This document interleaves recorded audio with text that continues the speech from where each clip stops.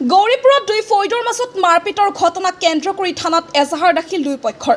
একে পৰিয়ালৰ তিনিজনকৈ ব্যক্তি গুৰুতৰভাৱে আহত হোৱাৰ অভিযোগ। গৌৰীপুৰ আৰক্ষী থানাত 6জনকৈ ব্যক্তিৰ নামত এজাহাৰ দাখিল কৰে ভুক্তভোগী পৰিয়ালে। 10/9/2024 গৌৰীপুৰ আৰক্ষী থানাত এজাহাৰ দাখিল কৰিছিল ভুক্তভোগী খলিল হুছেইনে।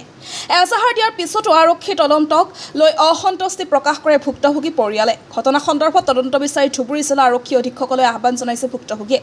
তামাৰহাটৰ পৰা আশৰাফুল আলমৰ report, north east frontier news. Khalil Rahman ঘৰ শামচৰণে গুটি ওই মোৰ ল'ৰাৰ লগত তাৰ বহুতেৰ অল্প কাজিয়া হৈছিল।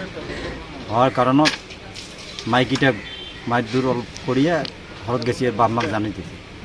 এই বাপ মাক কয়া দিছে যে আজি তোক বানাই সবগিলা এই কথা কয়া মোৰ বাপ মাক জাননী দিছে। এৰ বাপ মা ভাড়াঠি গুণ্ডে লৈ আহিছে।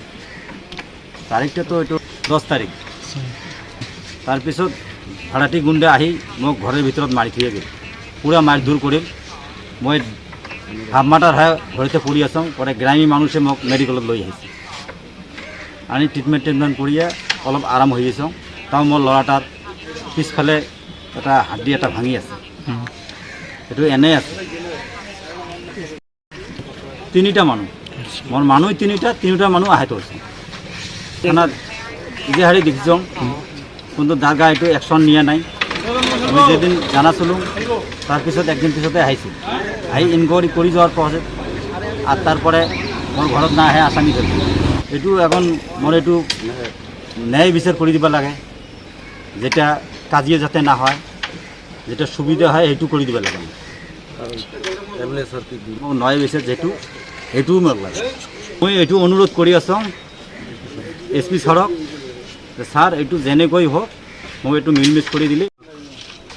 সাজুয়াৰ কুটি শিলেৰপাড়াৰ যখন মাৰপিটৰ ঘটনা হয়েছিল থানাত এখন এজাহাৰ দিছোঁ আৰক্ষীৰ ওচৰত। এজাহাৰ দেওয়াৰ পিছত আৰক্ষী যোৱা নাই, আসামি কেইটা উঠাই নাই। মাৰপিটখন খুব বেয়াকৈ মাৰপিট হৈছে। গুণ্ডা ভাড়া লৈ আহি মাৰপিট কৰিছে।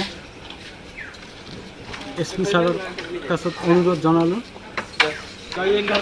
ঘৰ শামচন্দ্ৰ কুটি মাৰিছে অফিজুৰ ৰহমান, খলিল হক আৰ অনুৰণ বিধি।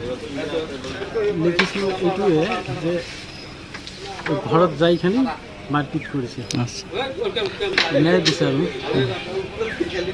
প্ৰশাসনে যিখিনি ন্যায় কৰিব সেই ন্যায়খিনি বিচাৰি